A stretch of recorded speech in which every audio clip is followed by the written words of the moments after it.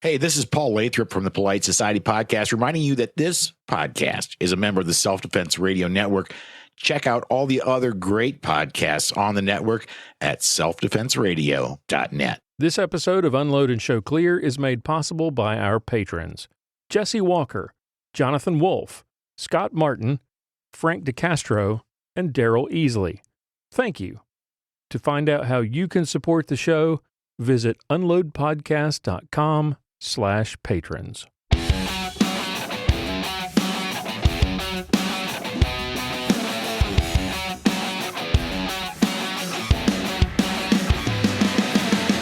Welcome to Unload and Show Clear.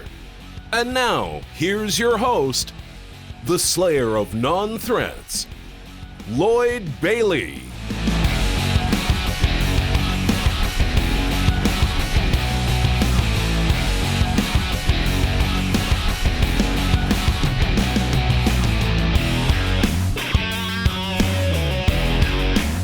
Hi, folks, and welcome to Unload and Show Clear, episode number 162.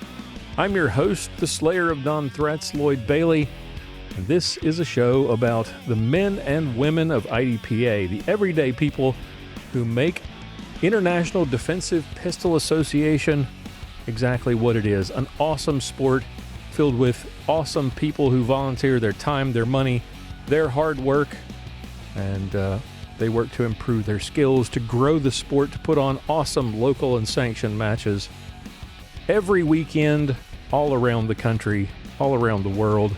And in today's episode, we're going to be reviewing some results from recent matches, and we'll be meeting a new special guest and then looking forward to some matches that are coming up in the near future.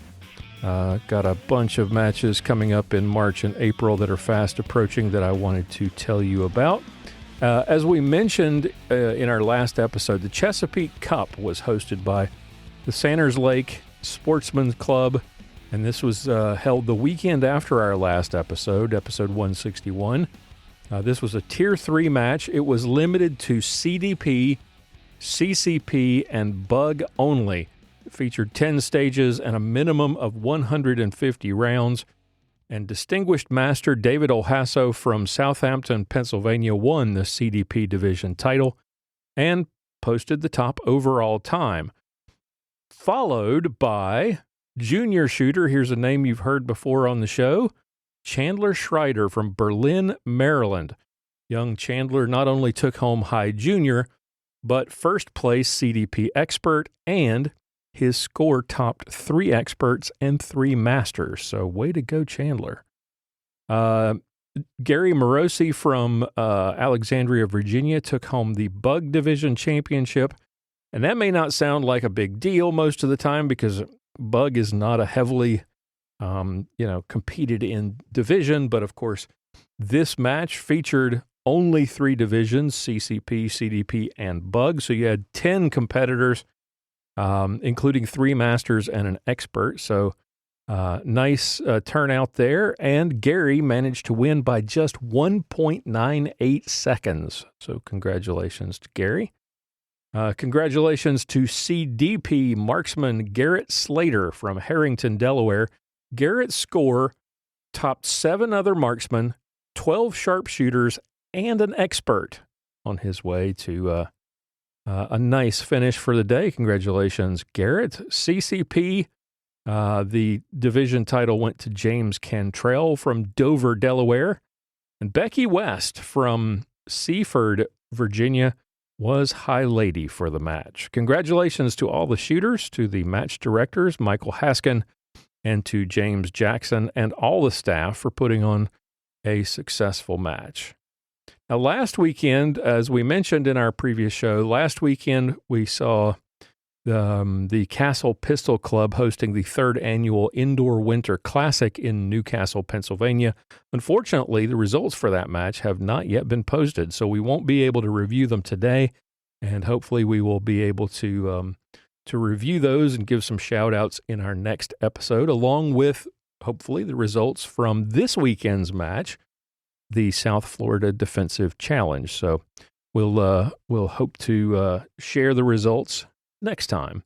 And coming up, we're going to meet a special guest, and we'll look ahead to some upcoming matches after we meet this week's guest. You've heard his name before. I mentioned him earlier in the show. It's time to meet Distinguished Master David Olhasso.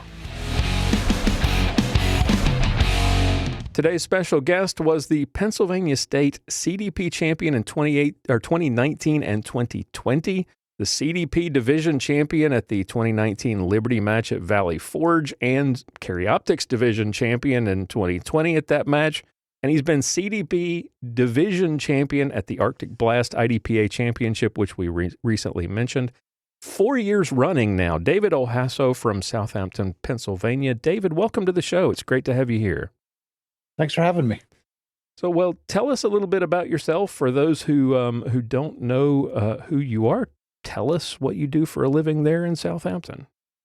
I'm a computer systems engineer, and I've been shooting competition for, I guess it's my 23rd year shooting competition. With handguns. So nice. I've been doing this for a long time, I guess. Native of Pennsylvania? No, native of Southern California. Southern California. I left California when I was 18, went to school in upstate New York, met my wife, and we spent a few years in New Jersey and then made it to Pennsylvania about, 18 years ago now? Holy cow. Okay.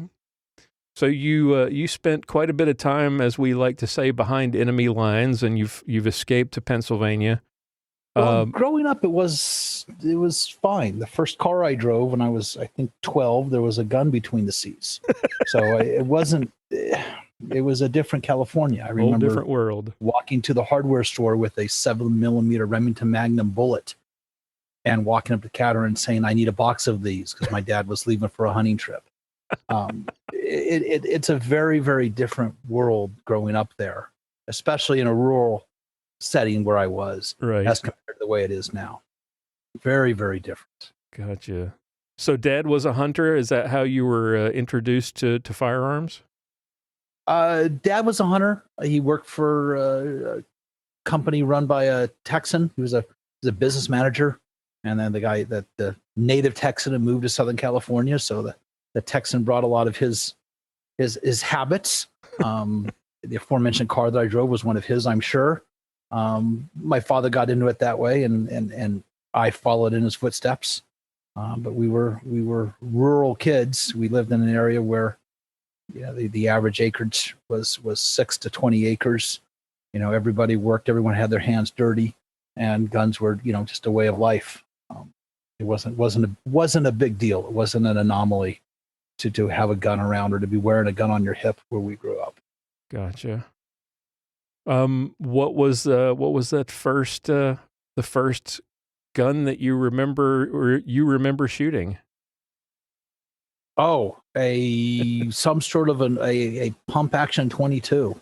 One of those tube filled guns where you would fill the 22 long rifles, from the barrel. You take out a big plunger and you drop in, 18 or so 22s, and you then put the plunger back in, and it had 22 rounds of pump action fun. Nice. So did the when you moved to upstate New York, did the passion for firearms go with you, or was that still a time when New York was not as bad as it is now, or what was it like there? Don't know. And when I moved to upstate New York, it was for school, so okay. Guns weren't really an issue then. I believe the rules weren't great, but still weren't quite as horrible as they are now in upstate New York. Right. But the only time I spent in New York was when I was going to school. Okay. So I really have no idea how the gun rules were there. But it wasn't until I was 28, I married a woman from a liberal family a little bit. Okay. As far as guns were, so it took me quite a few years to get it so I could have a gun in the house, and it wasn't until I was 1998 and I was 28 years old that I finally got able to get guns. And the first time we went to the range, I I met a guy who's still a very good friend now, drawing a Caspian race gun out of a scalloped holster. I couldn't believe the holster could even hold the gun, and he was drawing on a couple of targets and hammering the targets with 2 rounds each and doing a speed reload and doing it again. And as soon as I found out that he was practicing for competition, I was hooked. It was instant. It was like, wow, you mean I can practice, I can get good, and I can compare my skill against other people? And I was hooked instantly in the shooting sports. Very cool. What was the impetus to actually get back into shooting at 28? And to get out to the range and get into handguns? Was it self-defense? Was it home defense? How did you convince the wife that this was something that was okay to do, or that she felt safe about you doing? It was home defense. It was everything. It was also getting to a financial point where we had succeeded to a degree that we had some disposable income where we could actually go out and purchase handguns. Caspian level? No, not initially, but very, very quickly it turned into an STI fest in my house. There you go. Yes, we very, very quickly. I had many STIs. I was lucky enough to start out in a USPSA, and they had STI had a contingency program there. So if you registered, registered yourself and you were shooting an STI. If you shot a USPSA area match and you won your division, you would win contingency money that essentially equaled the frame. So I traveled through the ranks very quickly, so I was able to win several frames my first and second year shooting. So I had plenty of frames on which build guns. So so you get to the range, and what happened from there? You were hooked seeing the Caspian and seeing this guy shooting essentially. I just had no idea there was such a thing as competitive shooting. So I very quickly introduced I was introduced to him and another older guy who actually ended up making my ammo for the first couple of years. Very quickly. And I found that I bought a SIG 229, which was a good defensive gun, but an inappropriate competition gun. But that's what I shot my first match with, was that SIG 229 and 40 cal. I was just hooked. I was immediately hooked in the idea that I can compete and get better. Was that the first IDPA match or USPSA? No, that was a USPSA match back in I call it the old days, right when IDPA had just formed actually, but that was back when there were 2 divisions in USPSA, iron sights and they call it limited and open. Okay, that was the only 2 divisions. It was very simple. Now there's 7 divisions. It's crazy how many divisions now. But back then it was real simple. You had iron sights or you had a dot. And then in 2002, you joined IDPA. How did you find IDPA? We used to practice in Hillsborough, New Jersey at a club. Every Tuesday night we would meet, 4 of us, and we would practice and until they closed, and then we'd go have a late night snack at IHOP. And this range, they started running IDPA matches. So hey, it's competition. So I went to a couple matches, and then joined IDPA and registered. This is when you actually had to, snail mail in a match registration. Right. Registered for the was a Northeast IDPA Championship or something. It was an amazing match held at Cortland Pistol Club. And they knew me from my USPSA days, so I drove up there and I got to the match, and they said, "You're not classified." So what do you mean? I said, "Well, I remember, I registered for the match." I wasn't classified. So they let me shoot the match. Hope no one gets in trouble for that, but that was a long time ago. And I was lucky enough to win the match. So they said, we'll just classify you as master. How's that? Oh my goodness. And that's how I started my IDPA journey. So up to that point, going to that match and just basically jumping right into master, what had you been doing? You'd been shooting USPSA, but what was the practice routine like? What was the effort that went into getting better?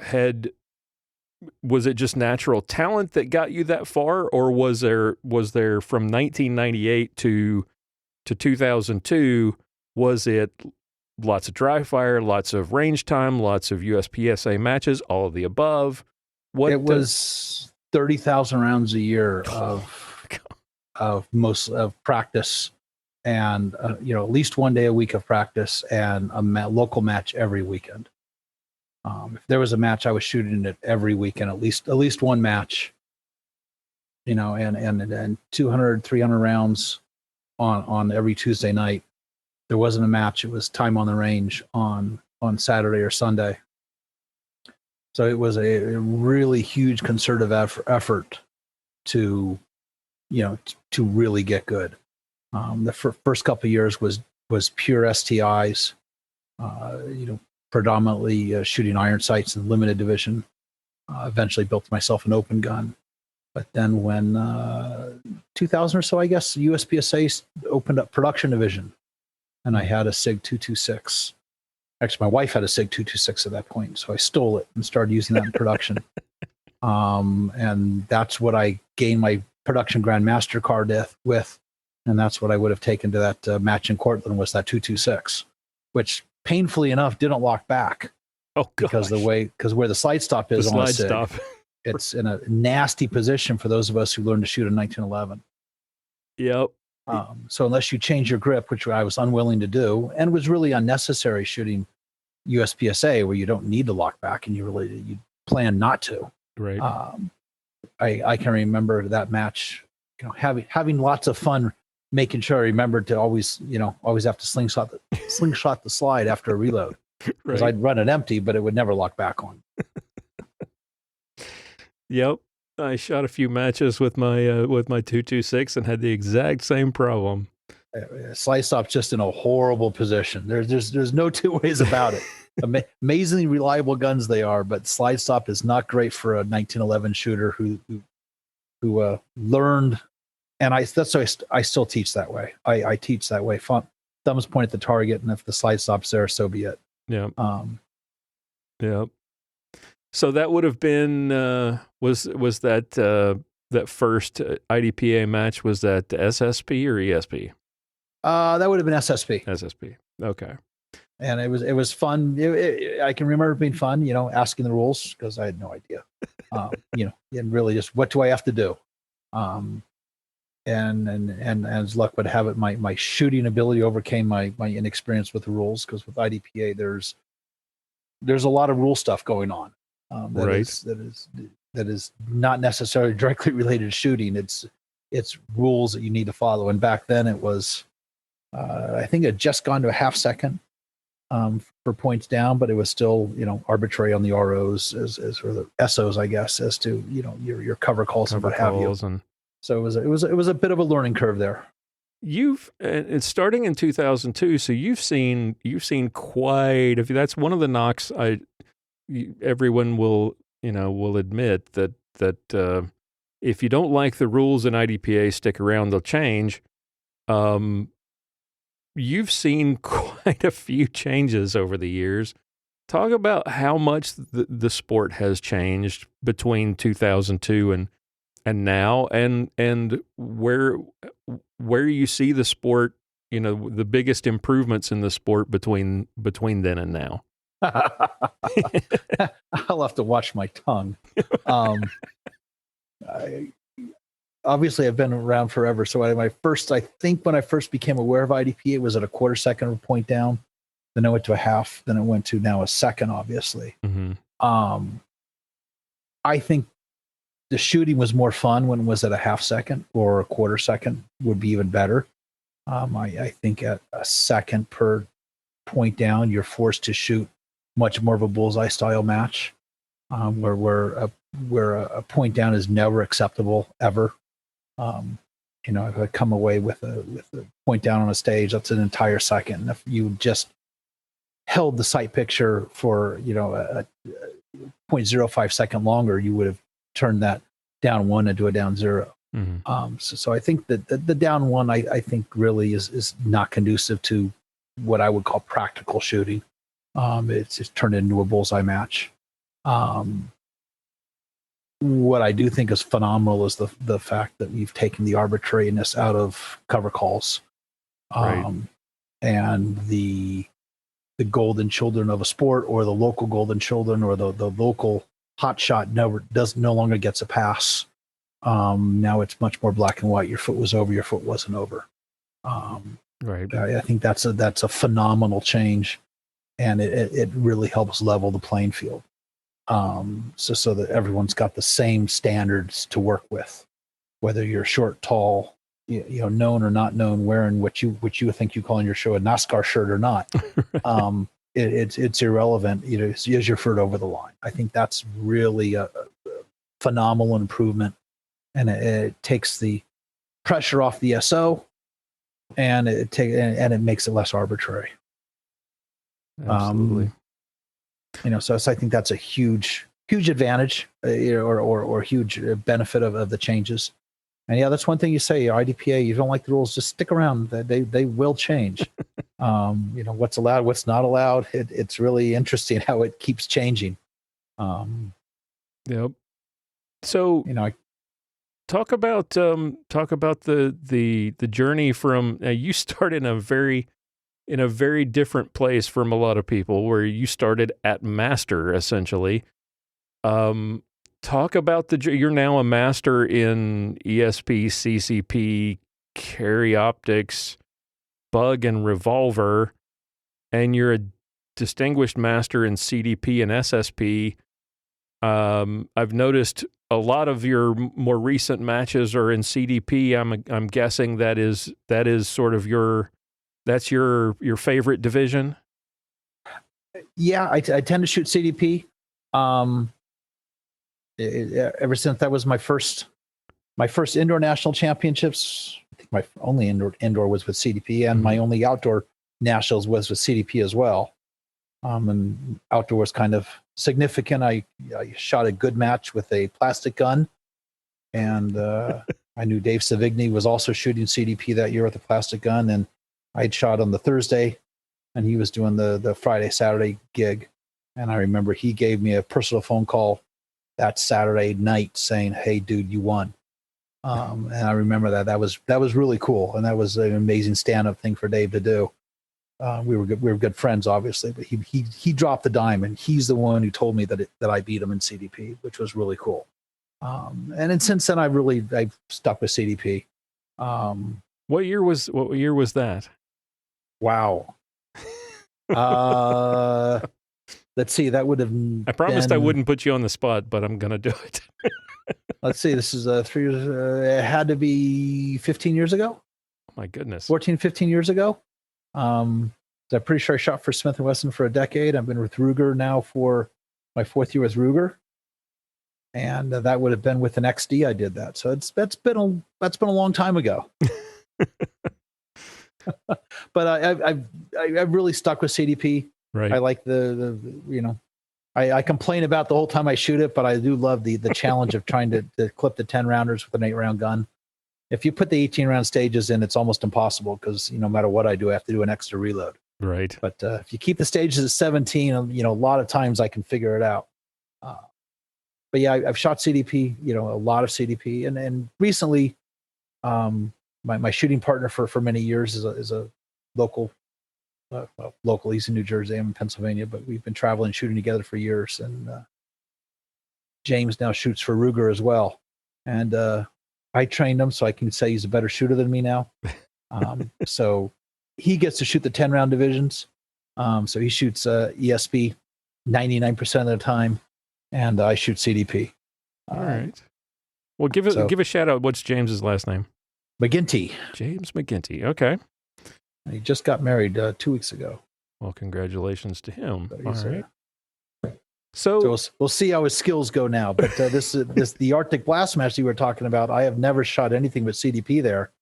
And since James wasn't going, I decided to pull out the 9mm and shoot ESP, because at the end of January, on the top of a mountain in northeastern Pennsylvania, shooting a 9mm pop gun is much more pleasant than shooting a full power 45. Right.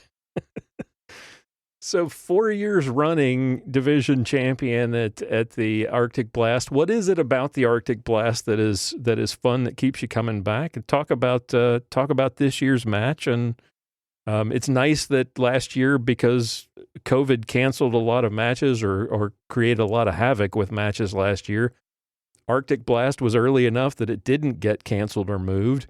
So 4 years running as division champ. Talk about that stretch and about that match. What makes it special? Well, it's kind of a novelty match, being that it is January and literally on top of a mountain. So you can have halfway decent weather down in the flat, so to speak, but you come up to the top of the mountain, it's going to be, several degrees colder, and where there's no snow on the ground, down, the bottom of the mountain, at the top, there's snow up there. Mm-hmm. So it is a novelty, is that it's winter, it's cold. Last year, the snow started as we had our walkthrough. So by the time we were done, there was 2-3 inches on the ground. So we shot the entire match while it was snowing. Luckily, there was no snow to begin with, so the footing didn't start out bad. But there's been years where there's paths shoveled to the targets, because the match is going to go on regardless. Right. So that it is a fun match. It's a challenge, because you're dealing with weather that you normally not shooting in. Your hands are a bit numb, and your face is a bit numb, and you're wearing layers of clothing you would not normally wear. But it's always a good, challenging match. Generally speaking, he doesn't put a lot of places where you have to drop to a knee or do anything crazy, because of it's cold. And there's nothing worse. And this year it was not nearly as cold, but I shot on Sunday, and the last two stages, I actually almost fell onto my tail, because the footing had footing had started to get quite a bit dodgy, because it was a little warmer and the ground had thawed, and it was a little wet and slippery out there. So it's a really good match. They really do a nice job there. They always provide a nice hot meal. This year with COVID, they had a few little changes they had to do. It's little worries, right? But they Jerry Gregg up there really runs a great match. It's Jerry's match. Make no mistake, he's in charge. He always has a few wrinkles there and on how he's doing things, but he really runs a great show. And it's nice. It's only being a little over 2 hours away, so it makes it easy to be able to go shoot the first match of the year. Gotcha. And that's really the first big match of the year is beginning of January. So it's a great time up there. So one of the things that I found really interesting here, the only division that you have not even classified in is PCC. We'll get to that in a minute, but Master in Revolver, former USPSA National Revolver Champion, World Speed Shooting Champion in Open Revolver, 3-time International Revolver Champion in the limited division. What made you pick up the wheel gun, and when did you do it, and why? Well, I haven't thought about this one in years, and this is actually IDPA's fault that I actually ever shot a revolver. I was running the New Jersey State IDPA Championship, and God, I no idea when, but it was a long time ago, obviously. And I wanted no chance of me winning the match. And I also knew I wasn't going to put in any 18-round stages, because I like the CDP guy, since I like CDP. I like the CDP guy to have a chance to win the overall, even though it's not official. You didn't want to win the match? And everybody knows there's an overall winner. Okay. So I didn't want a chance that I could possibly win it. Okay. And the only division I could guarantee I wouldn't have a chance of winning was Revolver. So I would have a chance of winning revolver division, but I wouldn't be able to win the overall, winner of the match. So I borrowed a revolver from James McGinty's dad. Actually, he had a 4-inch 625. So I borrowed that gun. And how, before you go further, how much revolver time had you had prior to this? Oh, zero,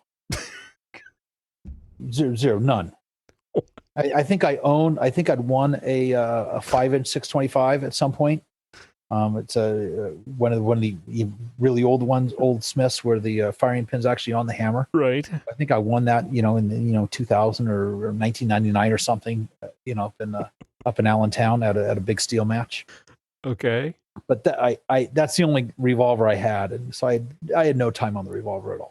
Okay, this is fascinating. You're the first person that has ever said you went to a match, a sanctioned match, intending not to win anything. So this, I was the match director. I did not want to win. I wanted to win my division, but I didn't want to be listed as winning the match because that would have just been. I thought that would have been inappropriate. Okay. All right. Continue. I got to hear this. This is great.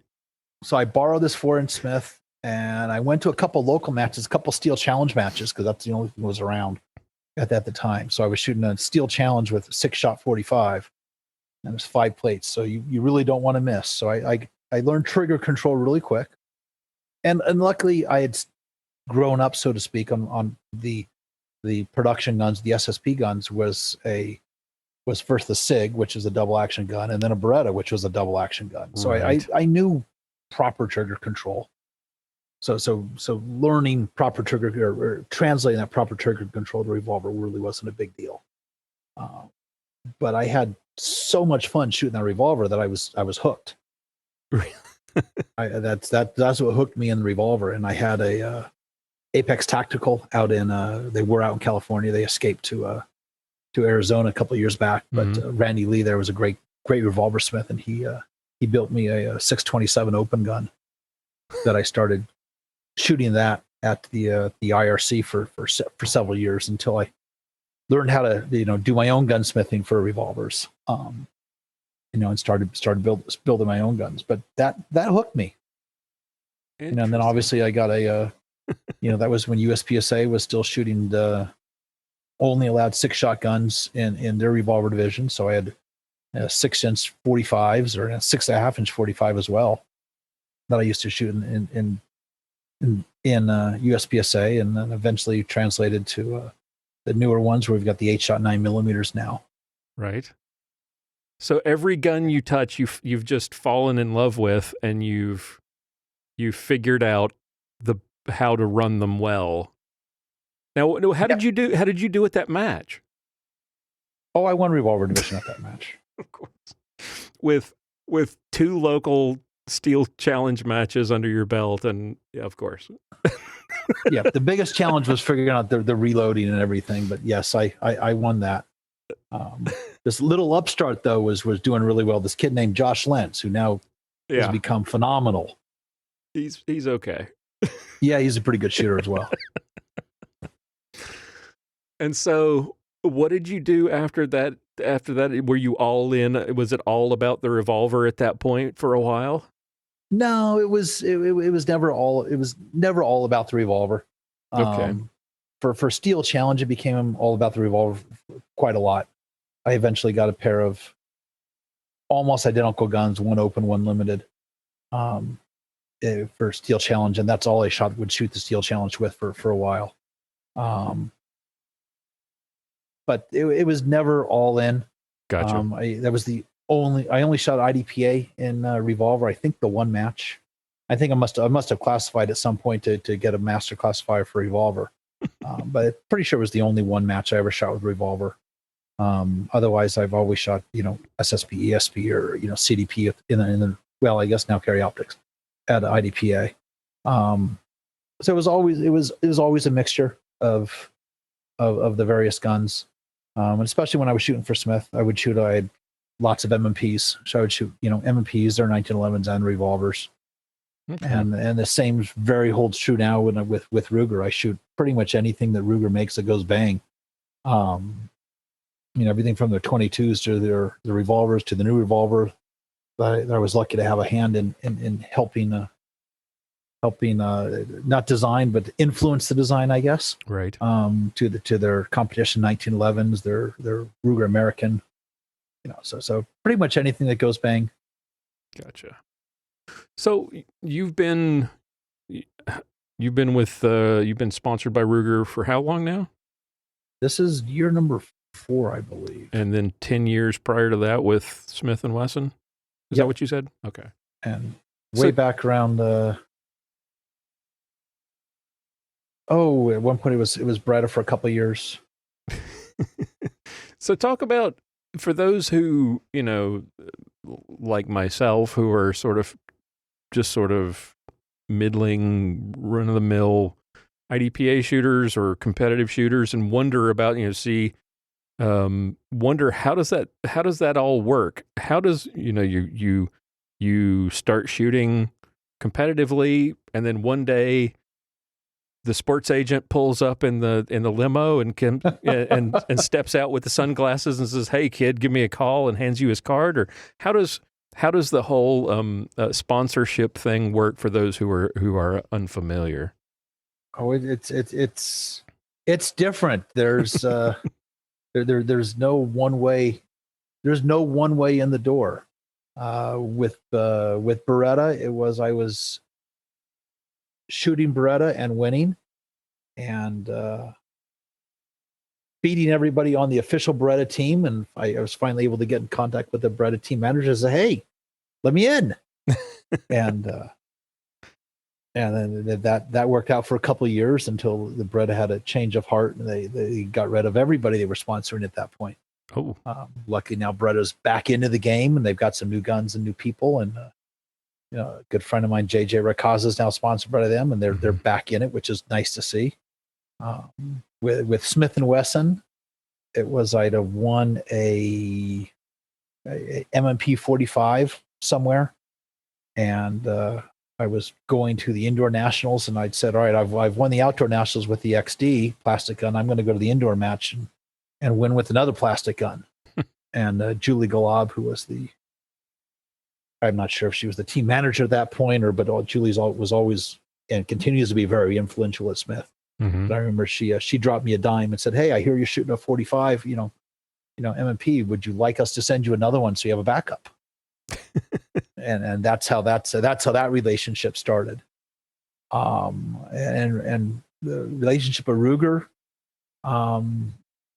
the marketing director, I believe that's Paul Pluff's title. He knew me from my days at Smith, and he knew that I was a established shooter who loved shooting all sorts of different disciplines. And when they started this team, they obviously they pulled in Doug Koenig, who's obviously a world-renowned phenomenal shooter. Mm-hmm. But then Paul came to me and wanted someone like me who could shoot everything and would go to any type of match, any discipline out there. And he asked me to come over and shoot with Ruger. And of course I accepted that. So there's no there's no one way. It's perseverance at times. It's being in the right place at the right time sometimes. Right. I have some friends who absolutely just fell into to amazing gigs. And have turned what was a side job into a career. That would be wonderful. It hasn't happened for me yet. It's still just a hobby. Right. But there's no one way in the door.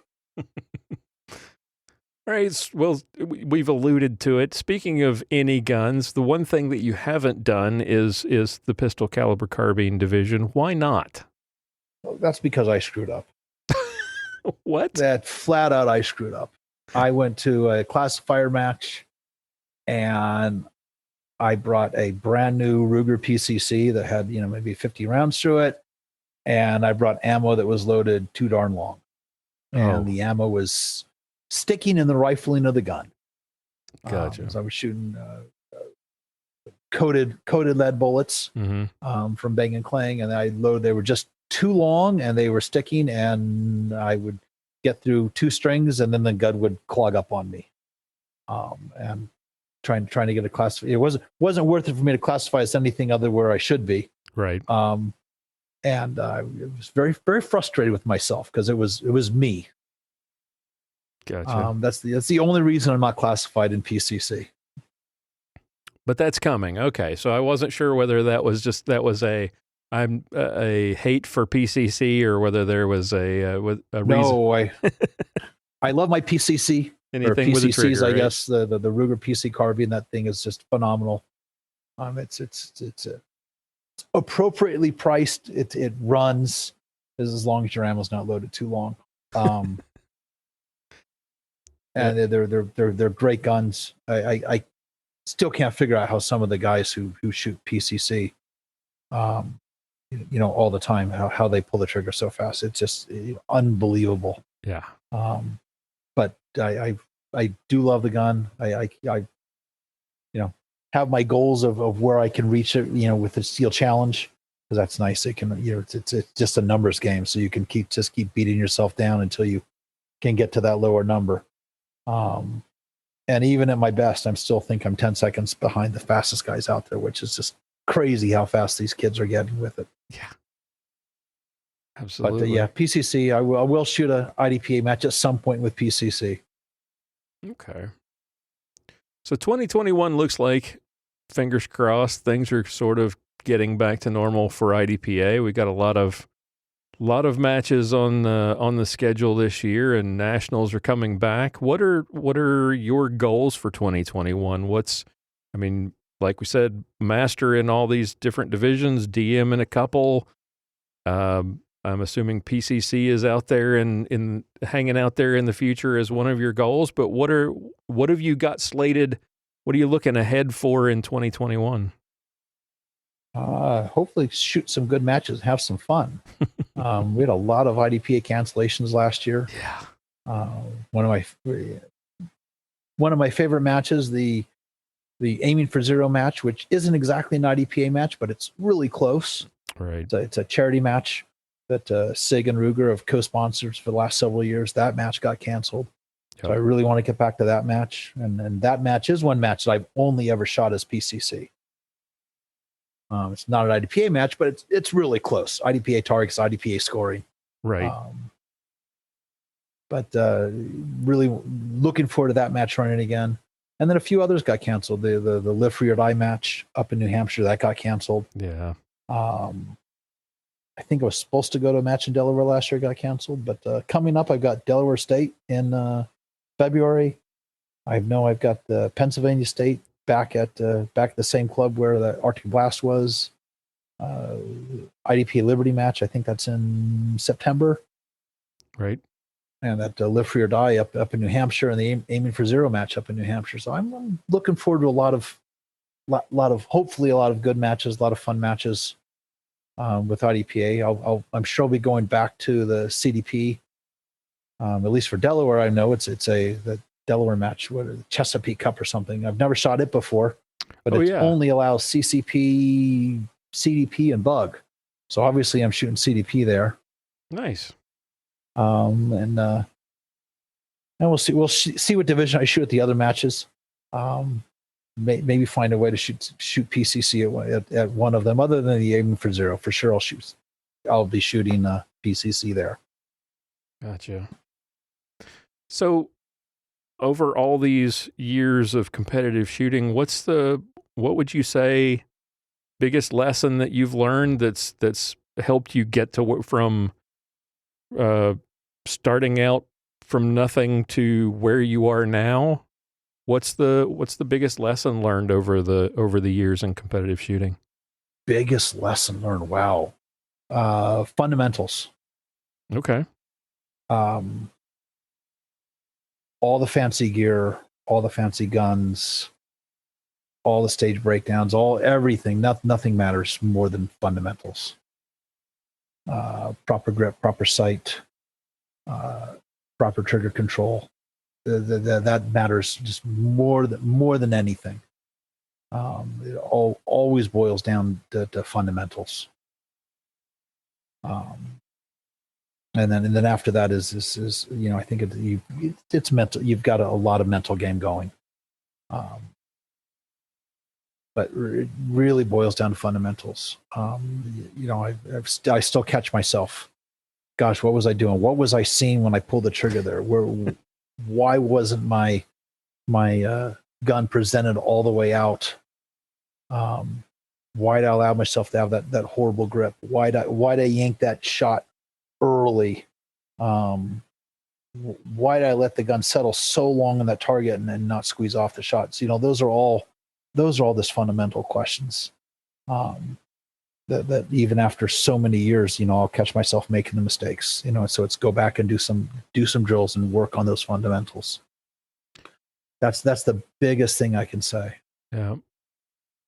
Best piece of advice you could give a new shooter who thinks, I'm not really ready to get out there and try competitive shooting, try IDPA. I need more practice. What would your advice be to somebody who's just getting started and like you, maybe they went to the range or they were like me and they saw it on a video and they thought, that's really cool, I would love to do that, but what would you say?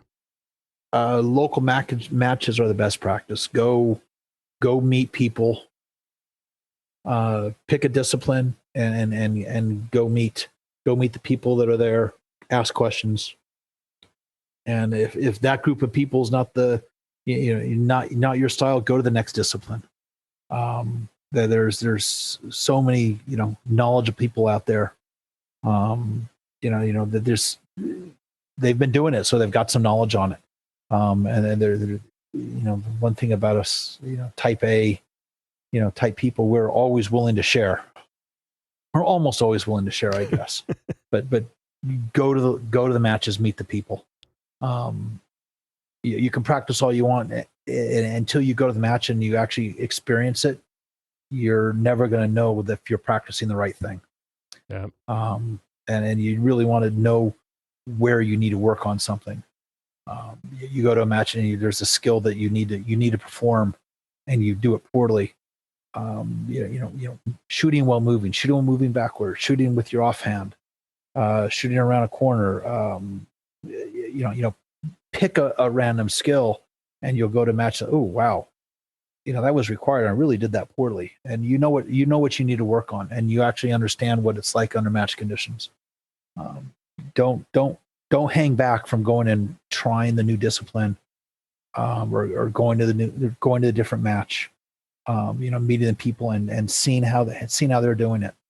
And I'd also say, get out from your one home club. If you've got a club and they run 3 or 4 different types of matches, go somewhere else. See how it's done elsewhere. See how other people are doing it. Because like I said, there's some amazing shooters out there, and there's a lot of people with a lot of experience, and they're really willing to help, new shooters, get involved. No one's going to give you ammo in today's world, but other than that, everyone will be generally more than willing to share their experience and share their passion for the sport. Definitely. Speaking of sharing, and you mentioned early on the guy at the range who sort of introduced you and the people at the first local match that helped. Is there one person or a person or two that you can think of that maybe had the biggest influence on your shooting career early on that you can think of? Yeah, the couple guys that helped me out, and really gave me. They had taken some classes and they were more than willing to share what they'd learned, and me as an engineer, I really worked to break that down and to try things, try and fail, and I'm going to try this. No, that didn't work too well. I'm going to try this and see if that works a little bit better. I really spent the time breaking down what I was doing right, what I was doing wrong. And that really, I've got another phone ring in the background. Do you need to grab it? You just need to make it shut up.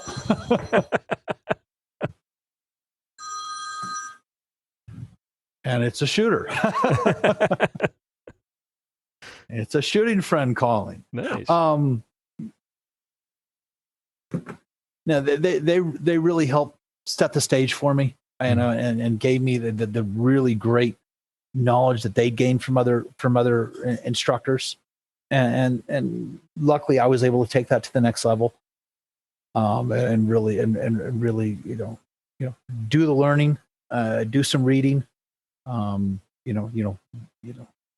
in the dark ages, the videos weren't quite as prevalent. Right. There were some DVDs, some VHS tapes actually. Right. But learning, and I would go to matches and I would learn. I would listen. I want to shoot with people who were better than me, and I really wanted to be able to learn. I also learned that I could learn from shooters who, even once I was better than them, I could still learn from shooters who may not be as good as me, and they may be putting scores up as well as I am. But they understood some things better than I did. As far as maybe what to do off the start of a stage or getting into the right position, so there's always something to learn, and the best place to do that is at a match. Gotcha. All right, before I ask you the final question, there's one that I meant to ask earlier. Funniest or strangest or worst thing that ever happened to you at an IDPA match? Worst thing at an IDPA match. Doesn't have to be the worst. Could be the funniest. Share a fun. You've been to so many. The worst is losing the overall national championship because an RO says I wasn't moving. Oh, when I was supposed to be moving. That's absolutely the worst. That procedural cost me the win. I'm so glad that rule's gone. I am too. The second worst was losing the overall national championship because a given shooter's ammo didn't make chronograph, so they decided the chronograph must be broken. So they threw out the chronograph, and that shooter's the one who beat me in the overall. So that's probably the second worst. Worst thing in an IDPA match, though. Worst thing, the funniest thing one, I guess, would be at a USPSA match when Shooting USA was videoing it, and I moved to a door and opened the door, and my feet went one way and my ass went the opposite. And I went down hard.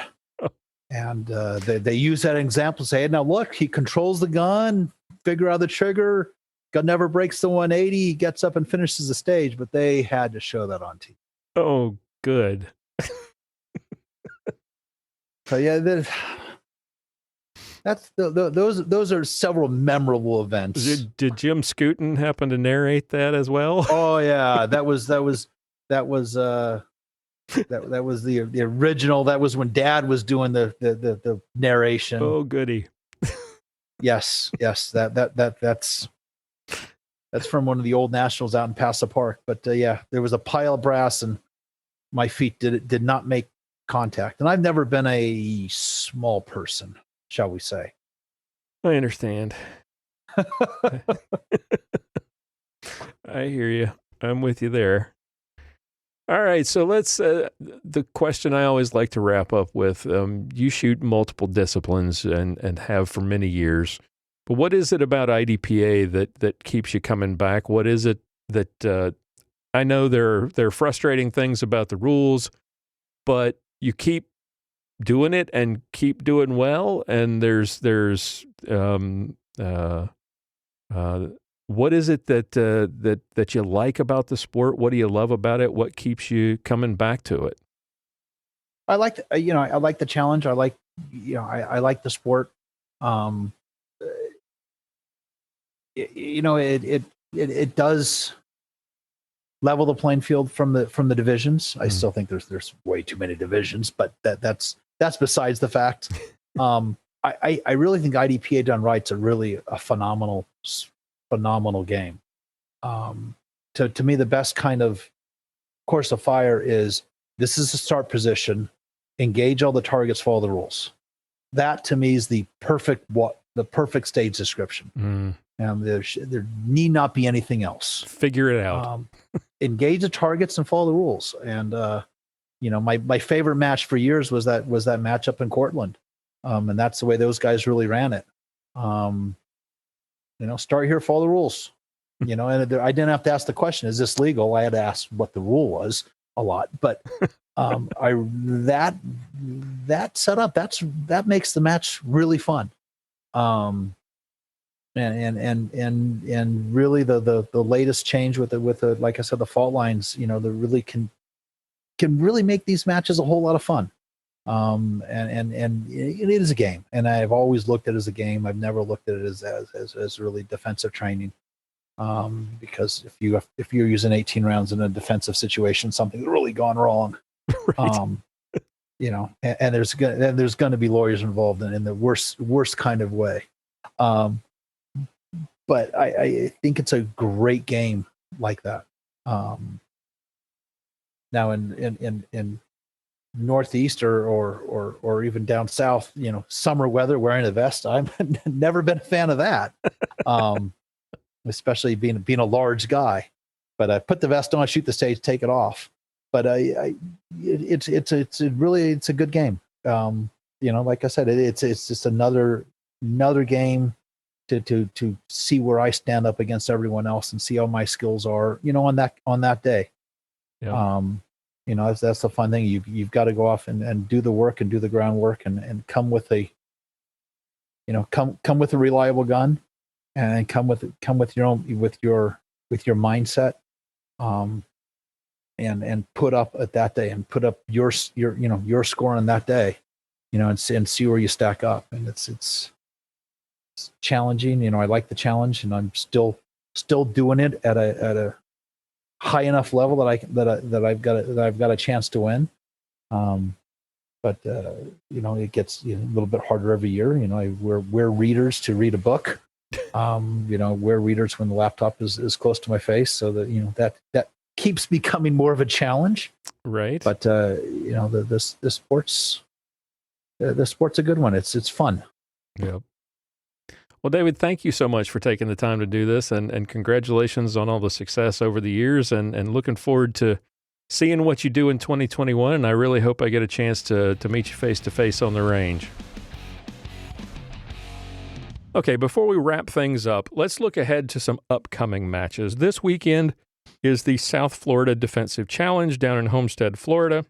Then March 6th is the Gulf Coast Regional down here in Texas in Eagle Lake. Registration for that match has now closed. I think 2 weeks ago when we talked about it, there were roughly 50 slots open at the time. That is now either they have closed registration or all those slots are gone. The March 27th Coastal Carolina Challenge and North Carolina State match in Bolivia, North Carolina is full as well. There were only a handful of slots available when we talked about that 2 weeks ago. That's March 27th, as I mentioned. Also that same weekend, March 27th, the ladies-only Texas Femme Fatale IDPA Championship will be right here in my backyard at my home range in Whitewright, Texas.